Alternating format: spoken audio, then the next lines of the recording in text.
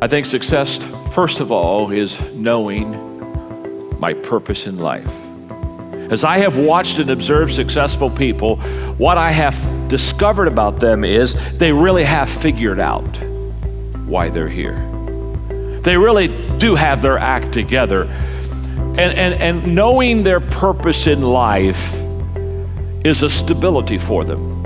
So that when everyone else is rocking and rolling and things are a little unsteady and people are kind of leaving the ship and people are kind of abandoning their causes, these people, they hold steady right throughout the storm because they have a true North Star. They truly are focused. It becomes an anchor in their life that just holds them steady. And the anchor is a confidence based upon a knowledge of purpose. There are some mountains that can be climbed by people like you and me.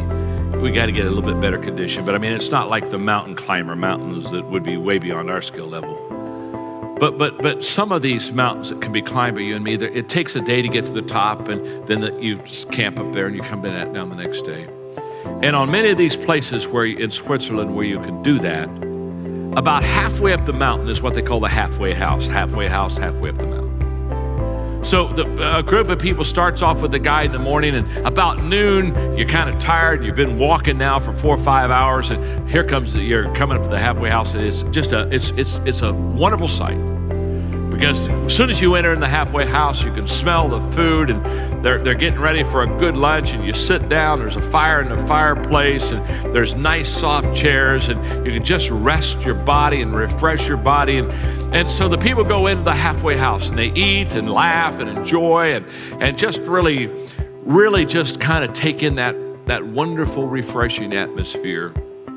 About an hour and a half after being in the halfway house, the guide gets up and says, well, gang, it's time to put on your gear. We got to hike. We got to get on up to the top. This is a fact. About half the people decide not to go on up to the top.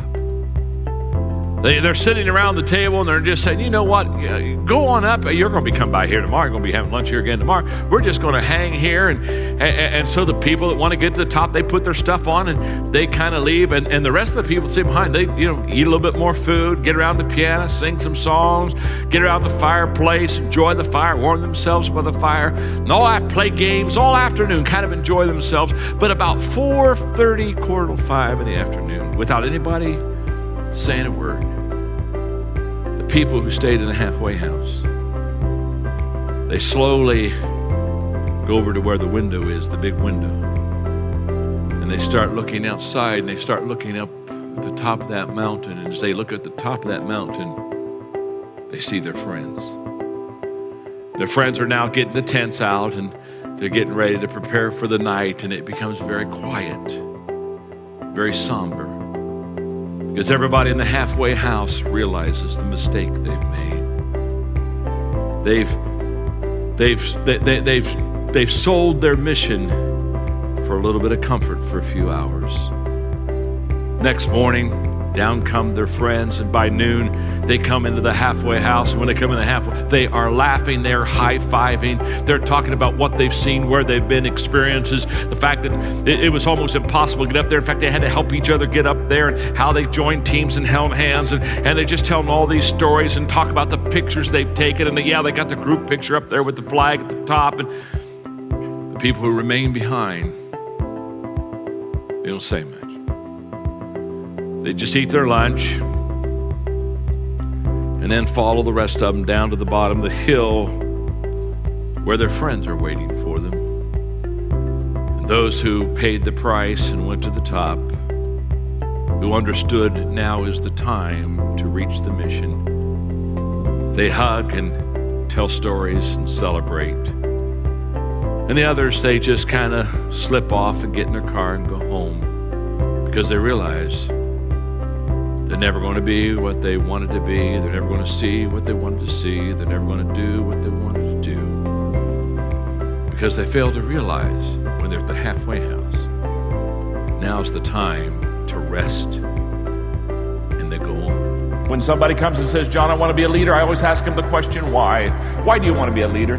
I mean, do you want to be a leader because you want a corner office? Do you want to be a leader because you like to be in control? Do you want to be a leader because you love to be in the front of the pack? Do you want to be a leader because you want to have a good parking place?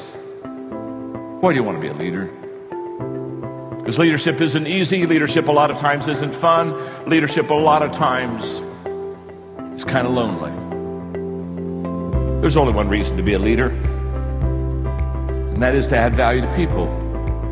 And you and I will only add value to people if we truly value them. I have a nonprofit organization, Equip, that's trained almost 2 million leaders internationally around the world. And I kid you not, as I go to developing countries twice a year and I travel internationally and I sit down, sometimes I have the privilege of being in the offices of presidents of countries. And as I watch these developing countries, the thing that is the cardinal sin among leadership so much is that they have leaders of their countries that truly don't value the people. And if you and I don't value people, we will devalue people. Number two, if you want to add value to people, you have to make yourself more valuable. You just have to get better. You have to keep growing. You have to keep learning. You have to keep developing. Why? Very simply. If you're leading the pack, you've got to be able to give what you have, and you can't give what you don't have, and so therefore you've got to put a lot of good stuff in so that you can pass it on to others and share with them and add value to them. Thirdly, if you want to add value to people, you have to know and relate to what other people value.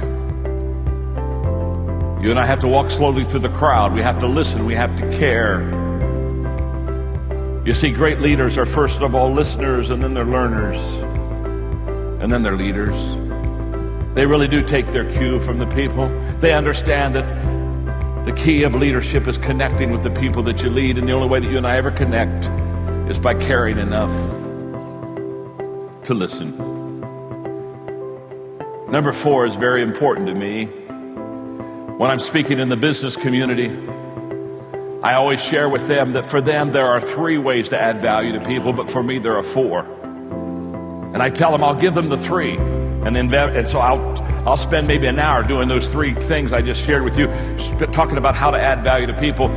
And inevitably, when I'm done with the 3, somebody raised their hand and say, "John, you said that for you there was 4, but you said there's only 3 for us." I said, "Yes, it's nothing personal, but this is about my faith, and so I don't really need to share this with you. It's because I'm trying to help you, and I don't want to cross boundaries with you." And inevitably they'll say, "But John, tell us what yours is." And I'll say, "Well, okay, you can hear mine, but don't write it down. In fact, don't listen." Because number 4 for me is, if I really want to add value to people, I have to do the things that God values. You have to give up to go up. You have to give up to go up. You have to give up to go up.